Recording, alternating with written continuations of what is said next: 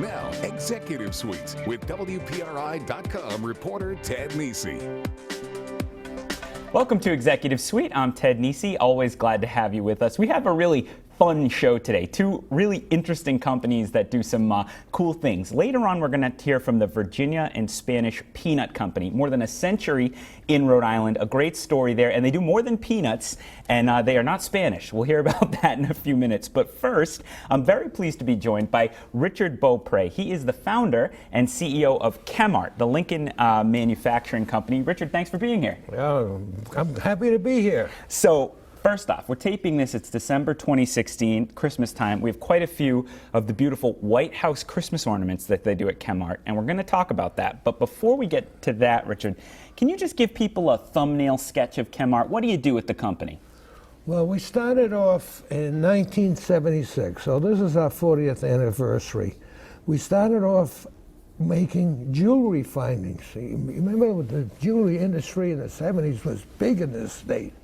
So we started off making these pots of jewelry, and eventually the jewelry industry phased out. And in, it was 1981 when we switched over to Christmas ornaments. And it wasn't planned, it just accidentally happened.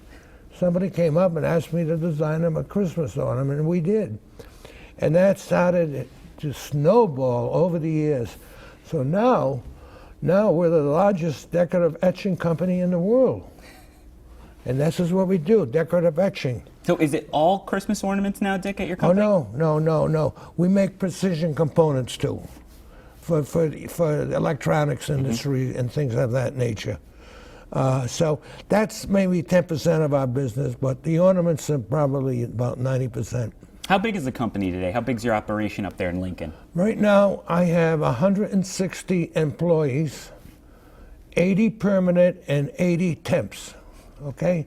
The temps come in usually from July through December, and they work in the assembly department. For example, if you see this here, everything is done in the flat brass. And there are 7 components to this year's Christmas ornament. And here's what you end up with. You end up with, see if I can get this out here. A little show and tell, yeah. There you go. That's the ornament that's made from these flat pieces. Yeah, okay? let me hold it up nice and high in my camera Yes. while you talk about it, because then people can get a better shot of it. There are 9 colors on this ornament, and they're all put on there. Well, they're gold-plated first, and then the colors are screen printed on, if you know what screen printing is. And it's really intricate work here. Let me also show, let me hold that up too, Dick. This is some really intricate work you can see there being done on these ornaments. Yeah, that's right. So you actually, though, you did not, people are going to think you were an artist, and that was your education background. You're a chemist, I'm actually. a chemist. How did you come to found this company? This is 40 years, 1976 you founded it. It's a long story. It was 76. I lost my job. I worked for a company in Santa Fe Springs, California, from 68 to 1976, 8 years. And when I was there, I developed various products. In fact, all printed circuit boards worldwide are made with a product I invented while I was working for Dynachem in Santa Fe Springs. And we use that today too, the same product that I invented many years ago, and I hold the patents on that. So anyway, the reason this company started was really due to my wife. She could not adjust to living in California. So I was forced to come back home. And I did, and I worked for the Dynachem for 5 years here, and then the company was bought by Thiago Chemical, and they decided to close my operation here, and it was in East Providence. So I had a friend, his name was Dr. Harry Kroll. He was my supervisor at Hunt Chemical when I worked there. And he approached me one day. He said, "Gee, Dick, I got a little operation over in the Technic garage." Technic is in Cranston. He said, why don't you join me? I said, sure, I'll come over. And I went over 2 Saturdays in a row, and I said to him, I says, Harry, I want to do this full time. He said, I don't want anything to do with it. He says, I'll sell you the company for its net worth, $1,400. So I bought the company for $1,400. I moved it right around the corner from where I was working for Dynachem, and it was in an expired ice cream factory. And we were there for 4 years. And we were, yes, how come we're still in Rhode Island? Other companies move up. Well, we were profitable. The first year in business, we did $135,000, and I made a $35,000 profit. No wonder you were still going. And it scaled up from there. It just kept going and growing and growing. Now we're an $18 million company with 160 employees. Well, it's the kind of story people want to hear. All right, Dick, we're going to take a commercial break. When we come back, we're going to talk more about how he went from that garage in Cranston to making the White House official White House Christmas ornament. Stick with us on Executive Suite. Okay. Welcome back to Executive Suite. I'm Ted Nisi, and we are talking today about some companies with long histories in Rhode Island. Later on, we're going to hear from the century-old Virginia and Spanish Peanut Company, but right now I'm talking to Richard Beaupre, founder and CEO of ChemArt up in Lincoln. And Richard, the coolest thing is, and we have them here, you got the contract to make the official White House Christmas ornament. How did a company in Lincoln manage to swing that? Well, the year was 1981. We had been in business just 5 years, and some customer that I had came to me and asked me to design an ornament for the White House Historical Association, and we did. That was 1981. And he also came back in 1982. I forget the name of the company, but they were long out of business. Mm-hmm. And he went around bragging that he was making the presidential ornament. So the White House Historical Association got angry at him, and they fired him. They wouldn't let him compete anymore. So I had another customer that came back. I'm trying to think, I can't think of his name. Anyway, he approached me to make the 83 ornament and the 84 ornament. He went out of business. So my wife at the time, Barbara, wrote the White House Historical Association a letter introducing us as the manufacturer, and they called us in, and we had a contract ever since. And how big is that for your company now? How big is the White House Christmas ornament operation, and how important is it to the company? We make between the White House 800,000 ornaments, and we also make 900,000 for retail. So that's 900,000 ornaments. It's huge.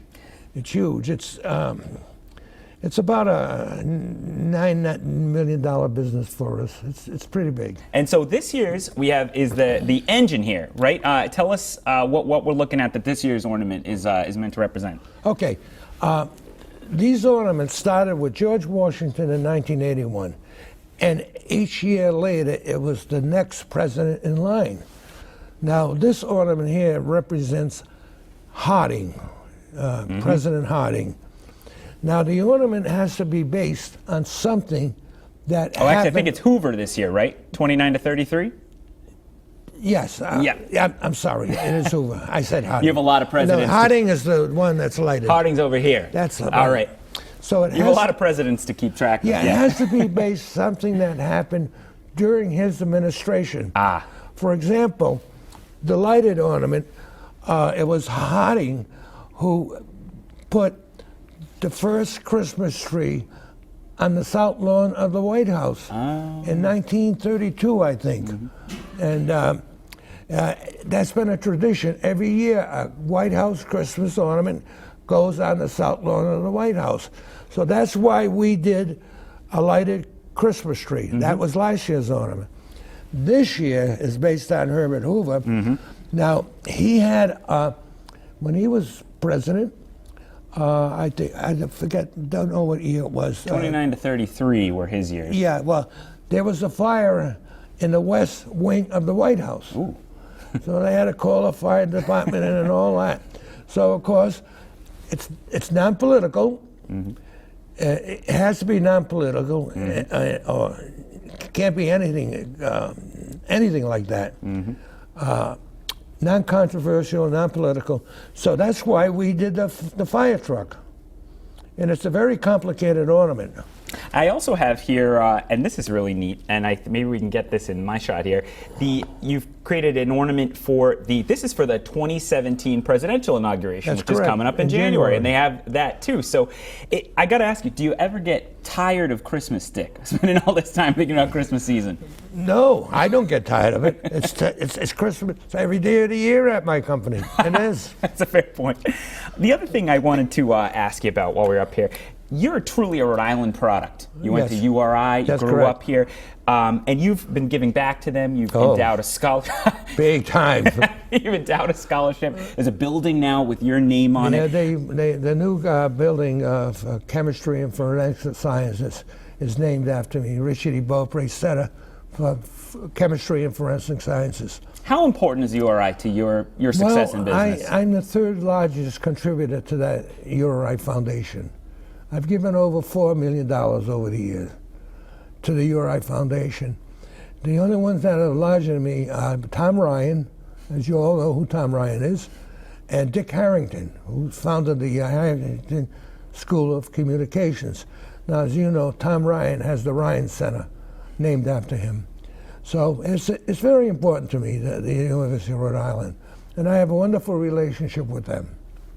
And finally, one last question for you before we finish the conversation. Rhode Island leaders are constantly talking about they want more businesses like yours that employ a lot of people, that can grow, survive year after year. Any advice you'd give them on how to have more ChemArt type stories in the state? Yeah, stick with Gina Raimondo. I think she's going to do a great job for the state. Did she pay you for that, Dick? Is this a commercial? No, she never paid me. A little commercial in that? No, I think I happen to know her personally because I was an investor in one of her investment clubs that she founded before she became treasurer. And I'm sure she's still a member of it, but she's had to recuse herself from any management and all once she became treasurer and, of course, governor. So well, some praise on television, probably the nicest Christmas present you could have given the governor. So Dick Beaupre from ChemArt, thank you so much for coming in and talking to me about the company. Stick with us, though, because coming up next, we're going to talk about the Virginia and Spanish Peanut Company of Providence. Stick with us. It's my pleasure to be here. I appreciate it. Welcome back to Executive Suite. I'm Ted Nisi, and now we are talking about something. It already smells good here on the table at Executive Suite because we're talking to Peter and Robert Kaloostian. Their family has owned the Virginia and Spanish Peanut Company of Providence now for more than a century. Gentlemen, thank you for being here. Thank you very much for inviting us. As the future husband of an Armenian, I'm particularly glad to have you. My future mother-in-law is going to be thrilled. Yeah. Oh, wonderful. So first off, people are going to think this company is from Virginia and that it was founded by people who are from Spain or from Mexico or something like that. So tell us, what exactly do you do at Virginia in Spanish, and where did the name come from? Okay, the name, first of all, came from my grandfather, and I think it's two types of different peanuts where it came from. You have a Virginia blend and you have a Spanish blend. And therefore, the name, that's as far as I know in the history of the company. Right. My grandfather came here from the old country, and he was here and moved to Lynn, Mass, and then came down to Rhode Island, had a grocery store, and from there he was advised from friends of his to either go into the peanut business or automobiles, so he picked peanuts. Did he ever regret that? I don't think so. Okay, good. He did well with it, and we just kept on going. Now what we do is we roast nuts, peanuts in shell, as you can see. We have roasters for that. We make peanut butter right from scratch, and that is using a Spanish peanut or a number 2 peanut, and nothing is added. It's just peanuts itself. So it's become a very popular item because of the nutrition. So this is an embarrassing question. I should ask off the top. Which one is Peter's? Which one's Bob? I'm Bob. You're Bob and you're Peter. Peter. That's what I thought, but I was about to say it, and then I realized I should have checked. I just knew I had brothers on. Right. So what are your most popular products today? Actually, when the business, like my brother said about the peanuts, but now with the product line has expanded so much since this time because the company name really doesn't apply what we do.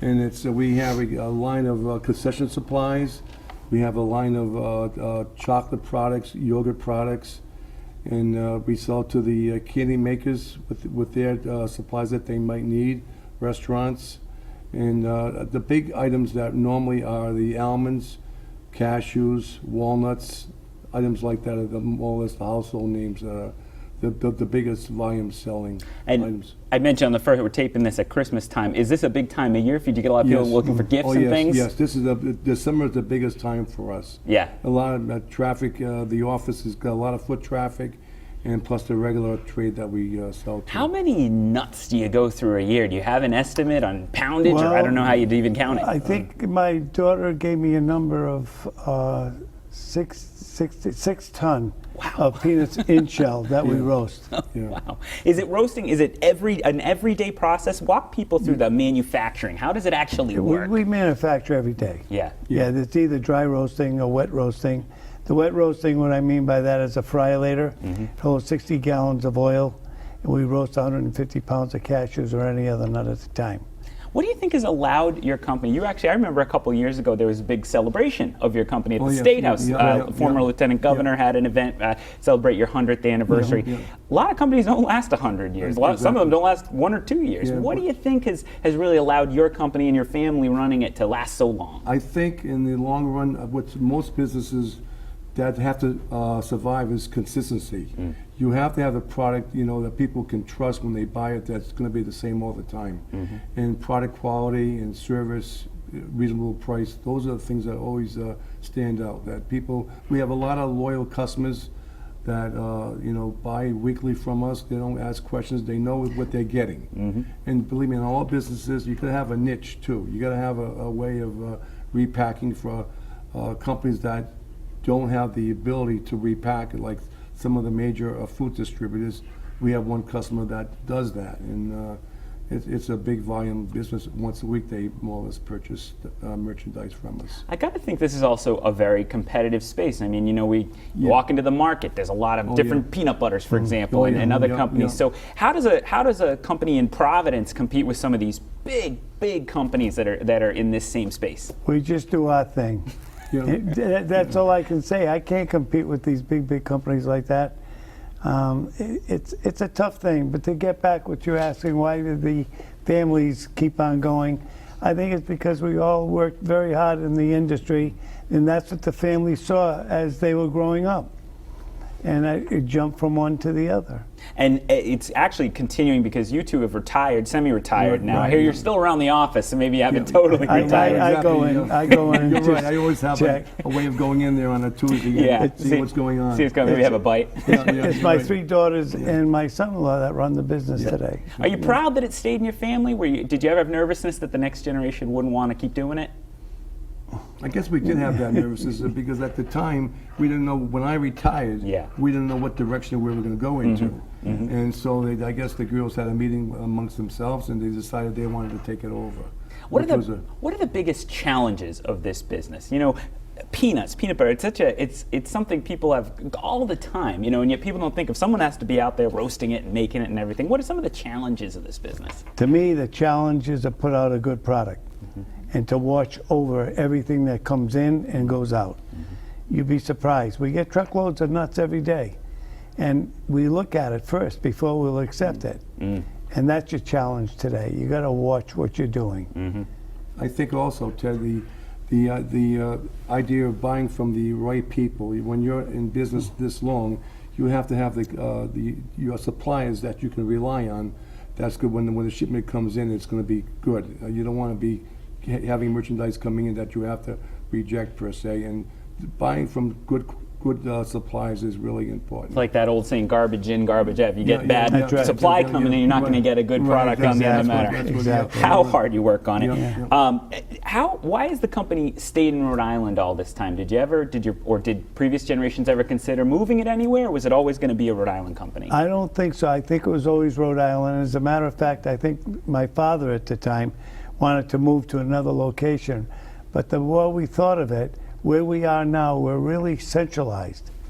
We're right in the middle of Rhode Island. When we do business with nearby Massachusetts and Connecticut and the Cape, so we're right there. So where can people find, so your product lines, it doesn't say Virginian Spanish, right? We have a couple examples here. Brown Bear we have there. Yeah. Tell us about your specific product lines and also where people could find them if they want to try it.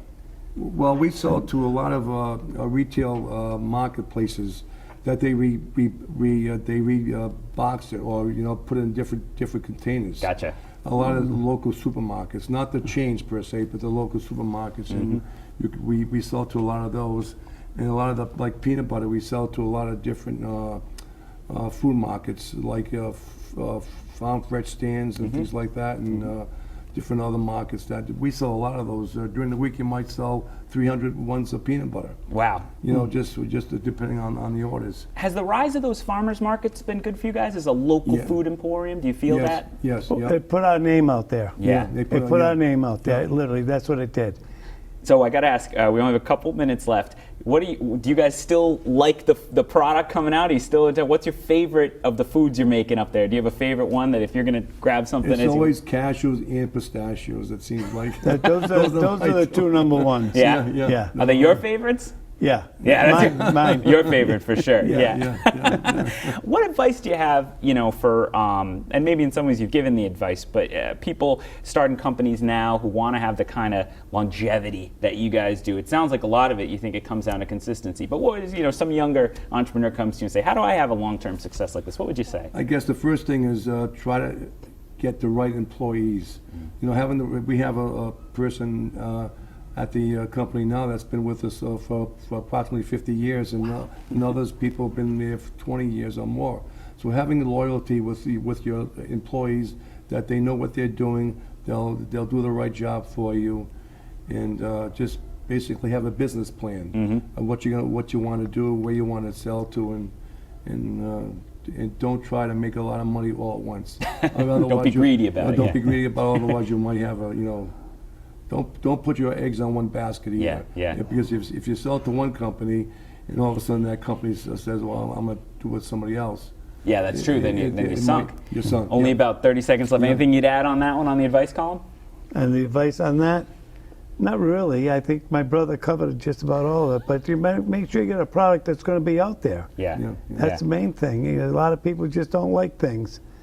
All right, well, I'm for sure having peanut butter for lunch today after talking to the two of you. Peter and Robert Kaloostian, thank you so much for coming in. It's the Virginia and Spanish Peanut Company. You can find their products all over the place now. Thank you for joining us on Executive Suite. If you missed any of this episode, including ChemArt on the first half, you can catch the whole episode on WPRI.com. See you back here next week. Thank you very much for inviting me.